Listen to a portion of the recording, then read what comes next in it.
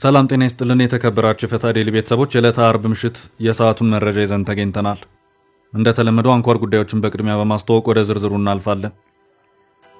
ወደብንና የባህር መውጫን በተመለከተ ኢትዮጵያና ኤርትራ ዛሬም በተካረረ ፖለቲካዊና ወታደራዊ አውድ ውስጥ ይገኛሉ።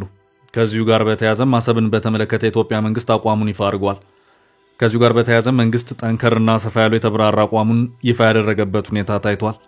ጥንቅራችን ከያዛቸው መረጃዎች መካከል አንዱ ነው። በትግራይ ክልል ተቃዋሚዎችን የማሰር ዘመቻ መከፈቱ ተሰምቷል። በዘመቻው በርካቶችም ታስረዋል። ተከታታይ ስሩን በተመለከተ ይፋዊ መግለጫ ተሰጥቷል። ጥንቅራችን ይዞታል።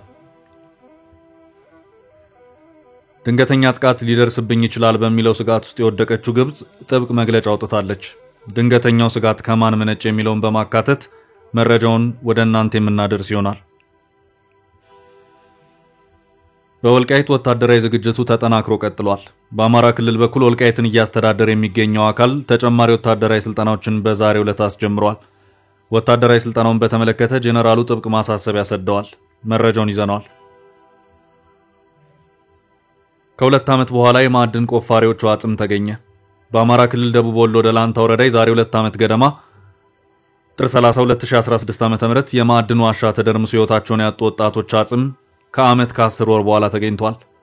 አጽማቸው ስለሞቱበት ሁኔታ አዲስ መረጃ የገለጸ ሲሆን በረሃብና መውጫ በማጣት እንደሞቱ ተገልጿል። ልብ ሰባሪውን ጉዳይ የምንመለከት ይሆናል። በአዲስ አበባ ከተማ መሃል ቦሌ ላይ በጥይት ተኩስ በተፈጸመው አነጋጋሪ ግድያ በዛሬው ዕለት ብይን ተሰጥቷል። ግድያው ለረጅም ጊዜ ሲያነጋግር ከቆየ በኋላ በዛሬው ዕለት በአስዋለው ችሎት ብይን ተሰጥቶበታል። መረጃው የጥንቅራችን አካል ነው። ኢራን በሆርሙዝ ሰርጥ የፈጸመችው ድርጊት ቀጠናዊ ውጥረትን አቀጣጥሏል። ከቀይ ባህር ያልተናነሰ ቁልፍ ስፍራ በሆነው ሰርጥ የኢራን ባህር ኃይሎች የሌላ ሀገር ነዳጅ ጫኝ መርከብ መጥለፋቸውን የተሰማው።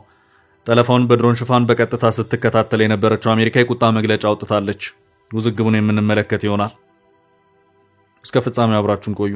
የምንለቃቸው ዕለታዊ ትኩስ ዜናዎች እንዲደርሷችሁ ላይክ፣ ሼር፣ ሰብስክራይብ ማድረግ እንዳትረሱ።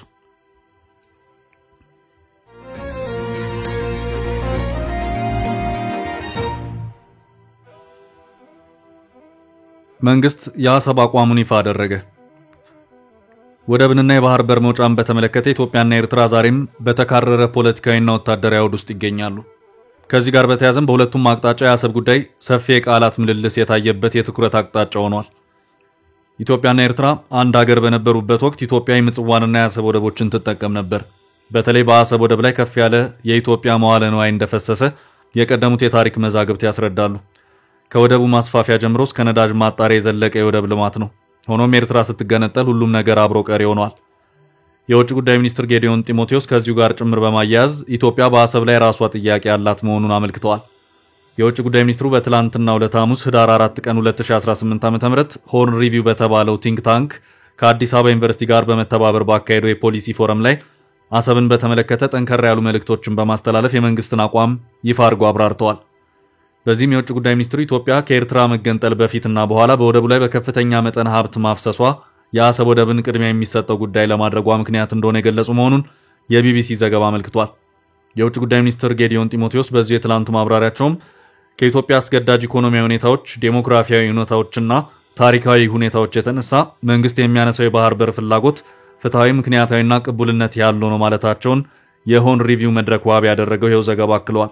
ከአሰብ ወደብ ጋር በተያያዘ የውጭ ጉዳይ ሚኒስትሩ በዚሁ መድረክ ላይ ሰጥተውታል በተባለው ማብራሪያም ኢትዮጵያ የአሰብ ወደብን በዘላቂነትና ደህንነቱ በተጠበቀ መልኩ ለማግኘት የሚያስችላትን ሌሎች አማራጭ መንገዶችን ለመመልከት ዝግጁ ናት ማለታቸውንም ይኸው የቢቢሲ ዘገባ አክሎ አመላክቷል። ይህ አይነቱ አማራጭ የኢትዮጵያን የረጅም ጊዜ ፍላጎት የሚያሟላና ለኤርትራም ጠቃሚ ነው ተብሏል። በተጨማሪም የውጭ ጉዳይ ሚኒስትሩ አሰብ ወደብን በተመለከተ በኢትዮጵያ መንግስት በኩል በዋነኛነት ቅድሚያ የሚሰጠው ጉዳይ ነው በማለት እንደተናገሩም መድረኩን ባዘጋጀው ሆን ሪቪው ድረገጽ በኩል የወጣው የውይይቱ ሐሳብ ዋቢ ያደረገው የዛሬው የቢቢሲ ዘገባ አመልክቷል። ከዚህ ውጭም ኤርትራ በኢትዮጵያ ውስጥ ጉዳይ ጣልቃ እየገባች ነው በሚል ጠበቅ ያለ ክስ የቀረበባት ሲሆን ኤርትራ በኢትዮጵያ ሉዓላዊነትና የግዛት አንድነት ላይ የምትፈጽማቸውን ጥሰቶች በተመለከተ የፌዴራል መንግስት የያዘው እርምጃ ከመውሰድ የመታቀብ አካሄድ ሁሌም የሚቀጥልና ገደብ የለሽ ተደርጎ መወሰድ የለበትም በማለት የውጭ ጉዳይ ሚኒስትር ጌዲዮን ጢሞቴዎስ በዚሁ መድረክ ላይ መናገራቸውንም ቢቢሲ አክሏል።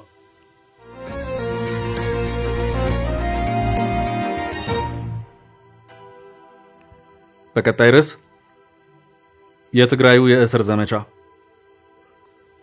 በትግራይ ክልል ተቃዋሚዎችን የማሰር ዘመቻ መከፈቱ ተሰምቷል። በዘመቻው በርካቶችም ታስረዋል። ተከታታይ እስሩን በተመለከተ ይፋዊ መግለጫ ተሰጥቷል። መቀመጫውን በአውሮፓ ያደረገ የትግራይ ተወላጆችን ጉዳይ የሚከታተል የሰብአዊ መብት ተሟጋች ድርጅት በመላው ትግራይ በሰላማዊ ዜጎች ላይ ዘፈቀደ ስርዓትና አፈና እየተፈጸመ መሆኑን በመግለጽ አስቸኳይ ጥሪ ለዓለም አቀፉ ማህበረሰብ አቅርቧል። የሰብአዊ መብት ተሟጋች ድርጅቱ ድርጊቱ እየተፈጸመ ያለው ከመደበኛ የፖለቲካና የህግ ስልጣን ውጪ በሚንቀሳቀሱ አመራሮች ነው ብለዋል። ከኮር በላይ በሚል በሚጠሩት የህወሓት አመራሮች እየተፈጸመ ያለው ይህ እስር በተለያዩ አካባቢዎች እየተፈጸመ መሆኑን የጠቀሰው መግለጫው ህገወጥ ሲል የጠራቸውን የህወሓት አመራሮችን ወቅሷል። አውሮፓ የትግራይ ተወላጆች የሰብአዊ መብት ተሟጋችና ፍትህ ቢሮ በዚሁ መግለጫው በክልሉ በአዲስ መልክ የፖለቲካና ወታደራዊ ቅስቀሳዎችን ተቃውሞ ባሰሙ የሲቪክ አክቲቪስቶች ተሰሚነት ያላቸው ወጣቶችና ምሁራን ላይ እየደረሰ ያለው እስር እየከፋ መምጣቱን ገልጿል። እንደ ቡድኑ ገለጻ እስሩ በተለያዩ ከተሞችና ወረዳዎች እየተፈጸመ የሚገኝ ሲሆን በዋነኛነት በማህበራዊ ትስስር ገጾች ላይ ተጽዕኖ ፈጣሪ ግለሰቦች ላይ ትኩረት ያደረገ መሆኑን አክሏል። መግለጫው የሰብአዊ መብት ተሟጋች ተቋማት እስካሁን በጉዳዩ ላይ ድምጻቸውን አለማሰማታቸውን ጠቅሶ በትግራይ እየተካሄደ ያለው የእስር ዘመቻ የፖለቲካ ተቃውሞችን ለማፈን ሰፋ ያለ ማስፈራራት ዘዴን የተከተሉ ናቸው ብሏል። በራያ እንደርታና ተንቤን ዞኖች ወጣቶችና ምሁራን ከፍተኛ የሰብአዊ መብት ጥሰት እየተፈጸመባቸው ነው ሲል መግለጫው አክሎ ገልጿል። መቀመጫውን በአውሮፓ ያደረገውና የትግራይ ተወላጆችን ጉዳይ የሚከታተለው የሰብአዊ መብት ተሟጋች ድርጅት ከዚሁ መግለጫው ጋር በእስር ላይ ይገኛሉ ያላቸውን ግለሰቦች ምስል አያይዞ ያጋራ ሲሆን ከነዚህም ውስጥ አበራ ደስታ የሲቪል መብቶች አክቲቪስት፣ በአካባቢው ሲቪክ ማደራጃ ላይ የተሳተፈ የወጣቶች መሪ አቶ ሙሉ ብርሃን ሽፈራው፣ መተከል ጸጋዬ የሂሳብ ባለሙያና የመንግስት ሰራተኛ መሆናቸውን ጠቅሷል። መግለጫው ግለሰቦቹ ግልጽነትን፣ ሰብአዊ መብቶችንና ዲሞክራሲያዊ አስተዳደርን በማበረታታት የታወቁ ተዋናዮች መሆናቸውን ይገልጻል። የሰብአዊ መብት ተሟጋች ድርጅቱ እስሩ የዓለም አቀፍ የሰብአዊ መብቶች መግለጫ፣ የዓለም አቀፍ የሲቪልና የፖለቲካ መብቶች ቃል ኪዳንና የአፍሪካ የሰብአዊና ህዝቦች መብቶች ቻርተርን ጨምሮ ሌሎች የሰብአዊ መብቶች ድንጋጌዎችን በግልጽ የጣሰ ነው ሲል አመልክቷል። ቡድኑ ዋና ዋና ዓለም አቀፍ አካላትን ጨምሮ የተባበሩት መንግስታት የሰብአዊ መብቶች ምክር ቤት፣ የተባበሩት መንግስታት የሰብአዊ መብቶች ከፍተኛ ኮሚሽነር ጽህፈት ቤት፣ የአውሮፓ ህብረት ዲፕሎማሲያዊ አገልግሎት፣ አምነስቲ ኢንተርናሽናል፣ ሂውማን ራይትስ ዎችና ሌሎች ዓለም አቀፍ አጋሮች ይህን የእስር ዘመቻ በይፋ እንዲያወግዙ ሲል ጥሪውን አቅርቦ እስረኞች በአስቸኳይ እንዲፈቱ ግፊት ሊደረግ ይገባል ሲል አሳስቧል።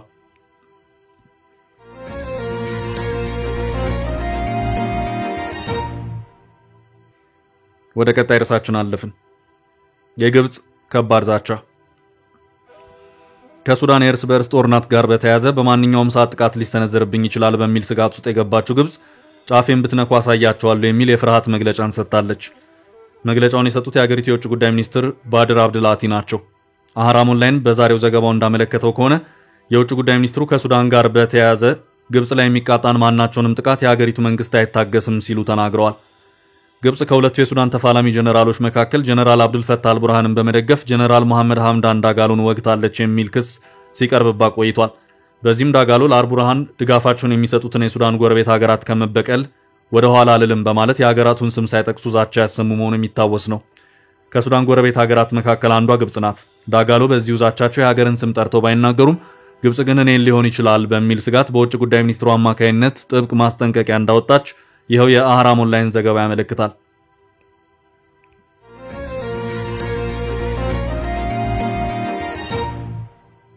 በቀጣይ ርዕስ በወልቃይት የጀነራሉ ማሳሰቢያ። በወልቃይት ወታደራዊ ዝግጅቱ ተጠናክሮ ቀጥሏል። በአማራ ክልል በኩል ወልቃይትን እያስተዳደረ የሚገኘው አካል ተጨማሪ ወታደራዊ ስልጠናዎችን በዛሬው ዕለት አስጀምሯል። ከ5 ቀናት በፊት በማይካድራ የተፈጸመውን ጭፍጨፋ እያስታወስን መሰል ጥቃት እንዳይደገምብን እየተዘጋጀን ነው በሚል ይፋ መግለጫ የሰጠው የአካባቢው አስተዳደር ወታደራዊ ዝግጅቱን አጠናክሮ መቀጠሉን ገልጿል። ጠገዴ ኮሚኒኬሽን ቢሮ በዛሬው ዕለት ከምስል ጋር አያይዞ ባጋራው መግለጫ ወታደራዊ ሰልጣኞች በዝግጅት ላይ መሆናቸውን አመልክቷል። ቢሮው ይህ ወታደራዊ ዝግጅት ተጠናክሮ እንደሚቀጥል ገልጾ የተከዜ ዘብ በሚል የተደራጀው ጦር ራሱን እያጠናከረ እንደሚገኝ አጽንኦት ሰጥቷል። ይህ ወታደራዊ ዝግጅት የተሰማው የትግራይ ኃይሎች በአፋር ክልል ወሰን ጥሰው ጥቃት ሰንዝረዋል በሚል ክስ ከቀረበባቸው በኋላ ነው። በአፋር ክልላዊ መንግስት በኩል ይህ ክስ ከተሰማ በኋላ በወልቃይትና አካባቢው ጥረት ማየሉን ያመለከቱ የተለያዩ መረጃዎች በስፋት ሲጋሩ ቆይተዋል። የአማራና ትግራይ ክልሎች የይገባኛል ጥያቄዎችን ከሚያነሱባቸው ግዛቶች አንዱና ዋነኛው በሆነው ወልቃይት የወታደራዊ ዝግጅቱ ራስን ለመከላከል ያለመ መሆኑ በተደጋጋሚ እየተገለጸ ይገኛል። በወልቃይት ጠገዴ ሰቲት ሁመራ ዞን በዳንሻ ከተማ አስተዳደር ለተከዜ ዘብ አባላት ወታደራዊ ስልጠና መሰጠቱ እንደቀጠለ ነው ሲል ሌላ መግለጫ ይፋ ያደረገው የወልቃይት ጠገዴ ሰቲት ሁመራ ዞን ኮሚኒኬሽን ቢሮ በስልጠናው ጀነራል መልካሙ በየነ የ5ኛ ሜካናይዝድ ክፍለ ጦር ዋና አዛዥ፣ የወልቃይት ጠገዴ አማራ ማንነትና ወሰን አስመላሽ ኮሚቴ ምክትል ሰብሳቢ አቶ ጌጤ አዳል፣ የከተማ አመራሮች፣ የፌድሪ መከላከያ ሰራዊትና የተከዜ ዘብ አባላት ተገኝተዋል ሲል አመልክቷል። የወልቃይት ጠገዴ አማራ ማንነትና ወሰን አስመላሽ ኮሚቴ ምክትል ሰብሳቢ አቶ ጌጤ አዳል የወልቃይት ጠገዴ ህዝብ የማንነትና ወሰን ጥያቄያችን እውነተኛ ጥያቄ በመሆኑ በርካታ የህይወት መስዋዕትነት በመክፈል አማራዊ ማንነታችንና ወሰናችንን በመተባበር አስከብረናል ብለዋል። ባለፉት የህወሓት ያገዛዝ ዘመን በገዛ አርስቱ አማራዊ ማንነቱን በመንጠቅ የፈለገውን አለባበስ እንዳይለብስ፣ የፈለገውን ቋንቋ እንዳይናገር፣ በራሱ ባህልና ወግ የሰርግ ስርዓቱን እንዳይፈጽም፣ በፈለገው ዘፈንና ሽለላ ስሜቱን እንዳይገልጽ ተደርጎ ቆይቷል ያሉት አቶ ጌጤ አዳል እኛ የጎንደር በጌ ምድር አማራዎች ነን ብሎ እንዳይናገር አያሌ ግፍና መከራ ሲደረግበት ቆይቷል ሲሉ ወቅሰዋል። ጀነራል መልካሙ በየነ በበኩላቸው ትላንት ሰሜን ዕዝ የካደና የወጋ የህወሓት ኃይል ኢትዮጵያ ብሎም አማራን ለማሳነስ ከግብረ አበሮቹ ጋር በመሆን እየሰራ ይገኛል ሲሉ ወንጅለዋል። ከማንነቱ ባሻገር የተገፋው የወልቃይት ጠገዴ አማራ ህዝብ ለዳግመኛ ጭቆና በዘራፊዎችና በወራሪዎች ላለመበላት በስልጠና ራስን ማዘጋጀት ግድ ይላል ሲሉ ጀነራሉ ማሳሰባቸውን የወልቃይት ጠገዴ ኮሙኒኬሽን ይፋ ገጽ በዛሬው መልእክቱ ላይ ገልጿል። የተከዜ ዘብ ወታደራዊ ስልጣኞች በአማራዊ ማንነታችን ብዙ ወገኖቻችን የህይወት መስዋዕትነት በመክፈል ነፃነታችንን አረጋግጠውልናል። ይህንንም በህግ አግባብ ለማጽናት በትብብር እንሰራለን ሲሉ መናገራቸውን መረጃው አክሏል።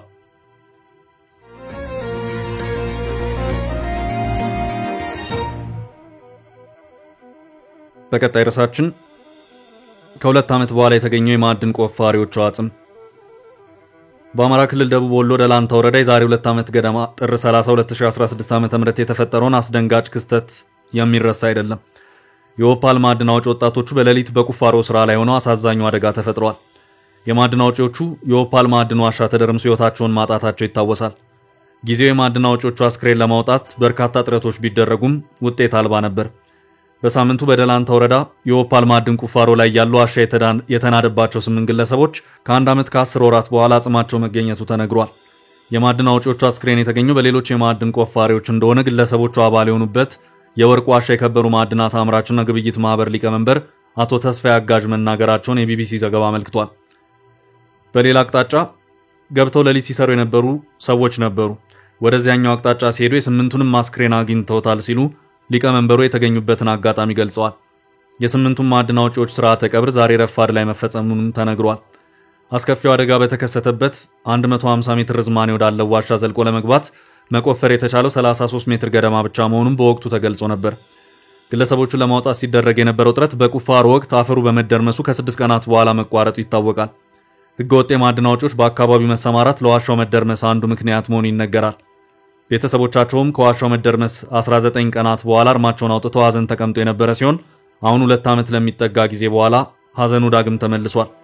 የማዕድን አውጪዎቹ አጽም የተገኘበት ሁናቴ ስለመጨረሻው ሰዓት የሚናገር ሲሆን እያንዳንዳቸው በ1 ሜትር ርቀት ሆነው ነው የተገኙት። ይህም ተዘጋጅተው ሞታቸውን ሲጠብቁ እንደነበር ሲያመለክት መጨረሻ ላይ ሞቶ ብቻ ገለል ብሎ መገኘቱ ተገልጿል። ማዕድን አውጪዎቹ በረሃብ ነው የሞቱ ሲሉ ሊቀመንበሩ ገልጸዋል። ማዕድን አውጪዎቹ የነበሩበት ስፍራ አለመናዱን የተናደው ከነርሱ በታች ያለ ክፍል መሆኑን መውጫ አጥተው ለሞት መዳረጋቸው ተብራርቷል። አጽማቸው የተገኘበት ሁኔታ ልጆቹ ውሃ እየጠጡ እንደቆዩ የሚያስረዳ ሲሆን ዋሻ ውስጥ ውሃ ስላለ ውሃ ለማግኘት የቆፈሩትን ሁሉ አግኝተዋል ብለዋል። ከማዕድን ቆፋሪዎቹ አስክሬን መገኘት በኋላ ያለውን ስሜት የተጠየቀው የቅርብ ዘመድ ስሜቱ እንዳለ ሆኖ ፈጣሪ ባዘዘው ቀን አስክሬኑን አግኝተን ወደ ቤተክርስቲያን አስቀምጠናል ብለዋል። የማህበሩ ሊቀመንበር በበኩላቸው በተመሳሳይ የቅርብ ዘመዳቸው ዋሻ ውስጥ ተቀብሮ እንደነበር ገልጸው ምን ዋጋ አለው መውጣት ባለመቻላቸው በጣም ከባድ ስሜት ነው የተሰማኝ። ዞሮ ዞሮ ወደ ቤተክርስቲያን መምጣታቸው ጥሩ ነው ሲሉ መናገራቸውን የቢቢሲ ዘገባ አመልክቷል።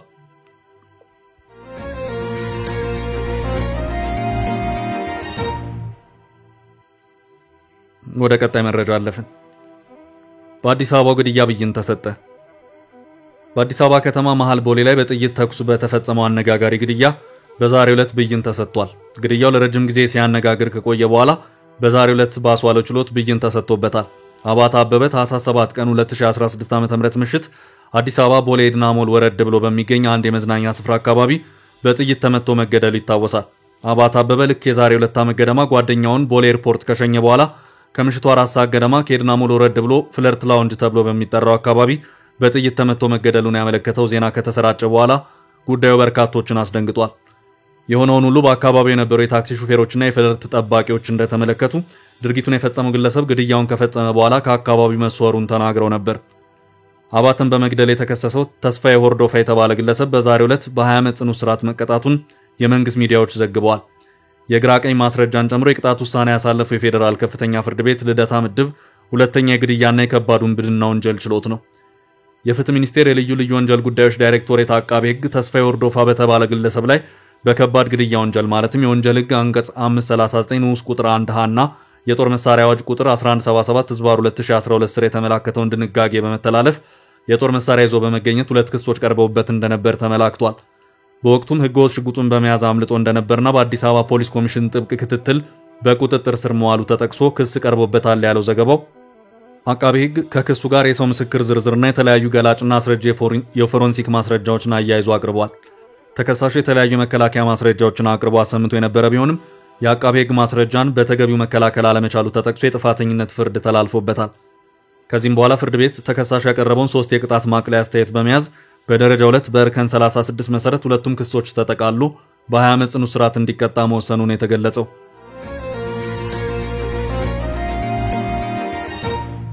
ወደ ቀጣይ መረጃ አለፍን።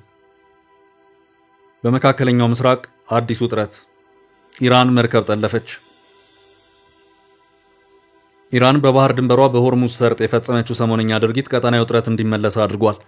ከቀይ ባህር ያልተናነሰ ቁልፍ ስፍራ በሆነው ሰርጥ የኢራን ባህር ኃይሎች የሌላ ሀገር ነዳጅ ጫኝ መርከብ መጥለፋቸው ነው የተሰማው። ድርጊቱ የተፈጠረው ትላንት ሲሆን የኢራን ባህር ኃይል ታላራ የሚል ስም ያላትን ንብረትነቷ የሲንጋፖር የሆነችና የማርሳል ደሴቶችን ሰንደቅ የምታውለበልብ ነዳጅ ጫኝ መርከብ ጠልፈዋል። መርከቧ ከተባበሩት ኤምሬት አጂማን ወደ ሲንጋፖር እየተጓዘች እንደነበር ታውቋል። በሆርሙዝ ሰርጥ እያለፈች በምትገኝበት በኢራን የባህር ኃይሎች ተጠልፋ ወደ ኢራን የውሃ ግዛትና ክልል በኃይል ተወስዳለች። የአሜሪካ መከላከያ ባለስልጣናት ለአሶሺየትድ ፕሬስ በሰጡት መረጃ ነዳጅ ጫኝ መርከቧ በቅድሚያ አነስተኛ የኢራን ባህር ኃይል ጀርባ የቀረባ ሲሆን አቅጣጫዋን እንድትቀይር አስገድደዋታል። የአሜሪካ መከላከያ ክስተቱን ባሰማራው ድሮን በቀጥታ ሲከታተል ነበር ነው የተባለው። እንደ ማሪታይም ተቋማት መረጃ ደግሞ የጠለፋ ድርጊቱ የተፈጸመው በ3 አነስተኛና እጅግ ፈጣን ጀልባዎች አማካይነት ነው። የእንግሊዝ የማሪታይም ድርጅት ደግሞ ድርጊቱ በመንግስት ደረጃ የተከወነ ነው ያለ ሲሆን መርከቧ ተገዳ ወደ ሄደችበት የኢራን የባህር ክልል ውስጥ ቀደም ያለ እንቅስቃሴ ነበር ብሏል። መርከቧ በተጠለፈችበት ጊዜ የተጣራ የሰልፈር ጋዝ ኦይል ይዛ እንደነበር ተገልጿል። ጠለፋው በኢራንና ምዕራባውያን መካከል ለወራት የነበረው ውጥረትን ተከትሎ የተፈጸመ ነው ተብሏል። በኢራን ደጅ ላይ የሚያልፈው የሆርሙዝ ሰርጥ የዓለማችንን 1/5 የነዳጅ ምርት የሚተላለፍበት ሲሆን ኢራን በ12ቱ ቀን የእስራኤል ጦርነት ወቅት መተላለፊያውን ለመዝጋት ዝታ እንደነበር ይታወሳል። መቀመጫውን ባህሬን ያደረገው የአሜሪካ ባህር ኃይል የኢራንን ድርጊት ያወገዘ ሲሆን ጠለፋውን አደገኛ ሲል ጠርቶታል። የኢራን ባህር ኃይል በታሪኩ በርከት ላሉ ጊዜያት በሰርጡ የመርከብ ጠለፋዎችን ሲፈጽም ይታወቃል። ቅርብ ጊዜ የተፈጸመው እንደ አውሮፓ አቆጣጠር በ2023 ሲሆን በጊዜው የፓናማ ሰንደቅ ተሸካሚ መርከብ በኢራን ታግታ ነበር። ኢራን በጉዳዩ በይፋ የሰጠችው ማብራሪያ ተቃውሞም ሆነ ሌላ መልስ የለም። ውድ ቤተሰቦቻችን ለዛሬ ያዝንላችሁን ርዕሰ ጉዳዮች እዚህ ላይ ቋጨን። ላይክ፣ ሼር እና ኮሜንት በማድረግ ለቻናላችን ድጋፋችሁን መግለጽ እንዳትዘነጉ እያልን ከሌሎች መረጃዎች ጋር ደግመን እስክንገናኝ ቸር ያሰማን ስንል ተሰናበትን።